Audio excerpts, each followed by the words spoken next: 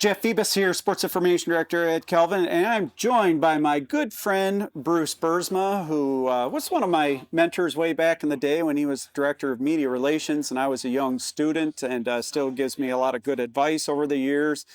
Bruce, just great to have you back, and you're an annual participant in this athletics outing.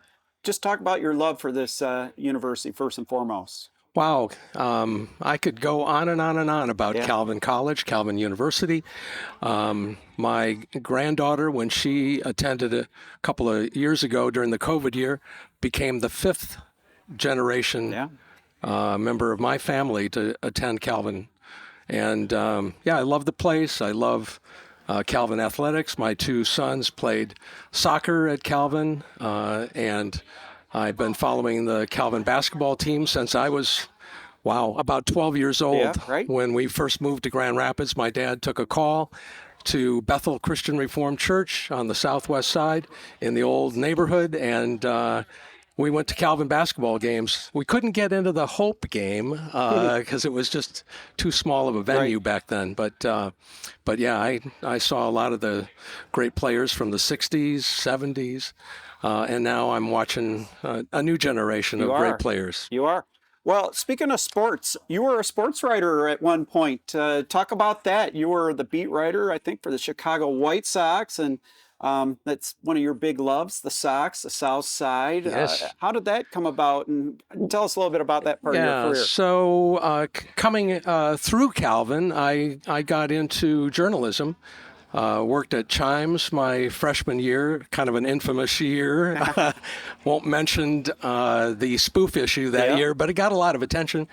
I then went into 4 different newspapers over a span of 21 years. The most of the time was with the Chicago Tribune, and I covered religion for a long time, and then I moved into sports and covered the White Sox for the Tribune.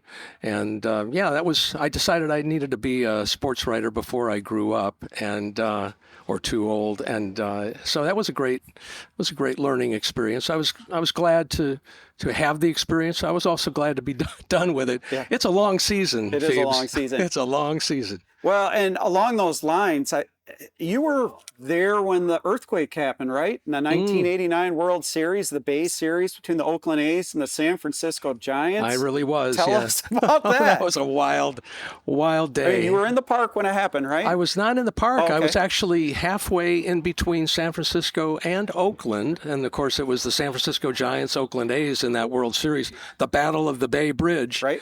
And I was literally halfway between the two cities on the Bay Bridge when the earthquake took place on an island.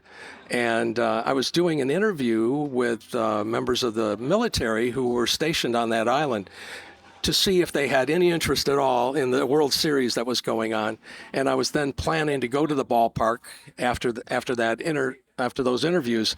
And the earthquake sort of interrupted things. Yeah. And I ended up actually staying in San Francisco for another couple of weeks, and I did the game stories for games 3 and 4 of that World Series, which was highly unusual because I was just going to do color stories, but then all the sports writers ended up going back home, and I was the West Coast bureau chief, so I was sticking around California to cover the quake, and then I covered the last 2 games of that World Series.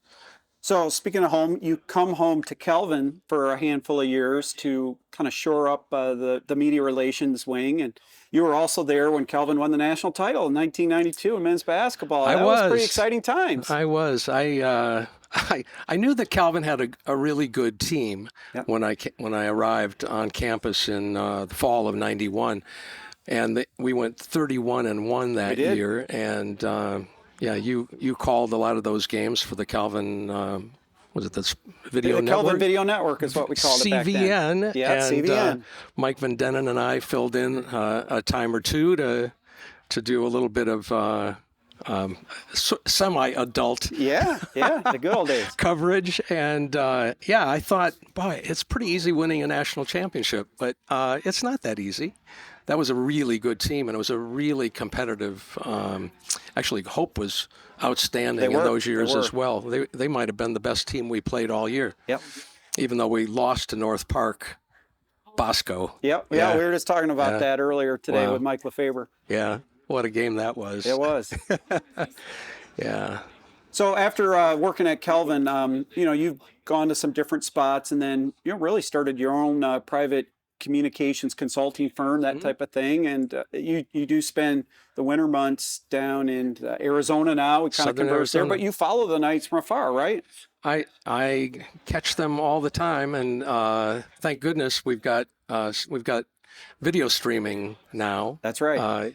It used to be, you'd have to be within the range of WFUR radio to catch the games, and though, yeah, things are quite a bit different now in terms of broadcast of games, and it's almost like being able to follow a Big Ten team. Some of the broadcasts, including Calvin's, are really outstanding, and so we enjoy following the Knights from afar. Absolutely. Yep. Well, Bruce Buursma, my good friend, great to have you by, and have a great afternoon out in the links. Swishery for three, baby. For three. All right. Thank you.